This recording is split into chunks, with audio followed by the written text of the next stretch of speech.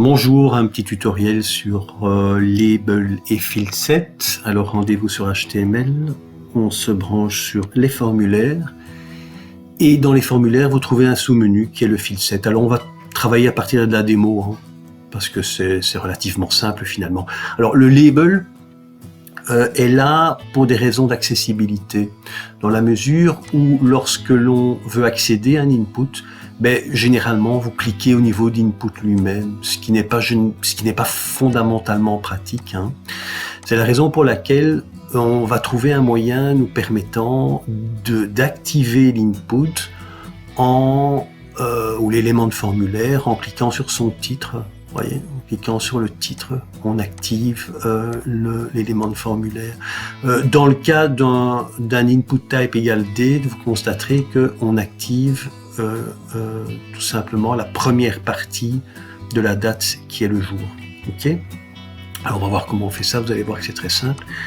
Donc ici vous avez le titre qui se trouve juste avant votre input et vous constatez qu'on a tout simplement encadrer le titre par la balise label. Cette balise label admet un attribut qui est l'attribut for. D'accord ? Et bien tout simplement, lorsqu'on clique sur le titre, votre nom par exemple, et bien le browser va rechercher un input dont l'ID correspond au for du label. D'accord ? Et lorsqu'il le trouve, il active cet input-là. C'est aussi simple que ça. Alors faites attention, parce que si vous vous trompez, si par exemple ici je place pass par exemple, il va aller activer mon password. Donc il faut que les deux valeurs évidemment soient exactement les mêmes. Entre le for et l'ID, les deux valeurs doivent être les mêmes, ils sont donc liés. Donc c'est assez facile, on va reprendre la démo. Donc si je clique sur votre nom, il va rechercher l'ID nom et il le trouve. Si je clique sur for, il va rechercher l'ID, si je clique sur password, pardon, il va rechercher l'ID pass et il le trouve. Ok, donc c'est facile. Concernant le field set c'est ceci en fait. C'est ce filet que vous allez placer autour d'un certain nombre d'éléments de formulaire.